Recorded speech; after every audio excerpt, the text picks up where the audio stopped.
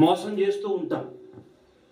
భయపడిపోయి, వాళ్ళకి భయపడిపోయి, వాళ్ళ బలానికి భయపడిపోయి, వాళ్ళ మాటకి భయపడిపోయి, వాళ్ళ అధికారానికి భయపడిపోయి వాళ్ళు ఏం చేస్తారో, నా కుటుంబాన్ని, నా బిడ్డలను, నా వ్యాపారాన్ని, నా ఉద్యోగాన్ని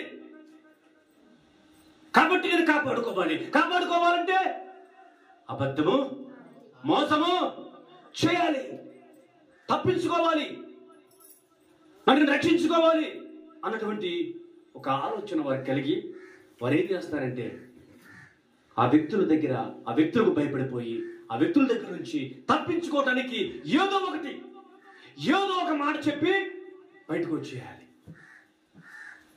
కానీ ఒక మాట చెప్పిన వాళ్ళు గ్రహించలేని, అర్థం చేసుకుంది ఏంటంటే దేవుడు వారికి తోడై ఉన్నాడు అని. ఈరోజు అటువంటి పరిస్థితుల్లో మనం ఉండక్కర్లేదు, మనం భయపడక్కర్లేదు ఎవరికి.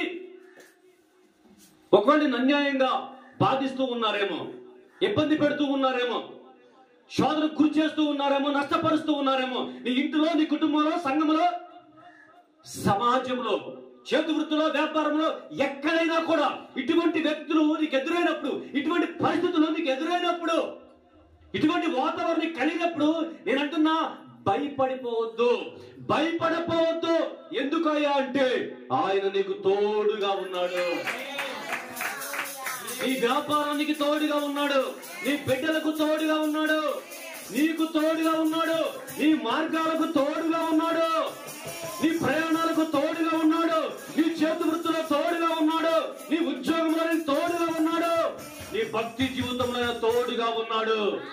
అక్కడ ఇక్కడ కాదు కానీ, అప్పుడు ఇప్పుడు కాదు కానీ, అలా ఎలా కాదు కానీ, ఎక్కడ పడితే అక్కడ, ఇప్పుడు పడితే అప్పుడు, ఎలా పడితే అలా దేవుడు నీకు తోడై ఉన్నాడు. చప్పట్లు కొట్టండి. హల్లెలూయా. బహుశా మీకు చేతులు నొప్పి వస్తాయి కదా. ప్రభు నామానికి స్తోత్రం కలుగును గాక. భయపడిపోయి మనం ఒక విషయాన్ని మర్చిపోతున్నాం. అదేంటి చెప్పనా? ఏంటంట? దేవుడు నాకు తోడై ఉన్నాడు, సదాకాలం నేను మీకు తోడుగా ఉంటానని దేవుడు వాగ్దానం చేశాడు. ఈ తల్లి సాక్ష్యం చెప్పాడు, ఆ సోదరి సాక్ష్యం చెప్పాడు,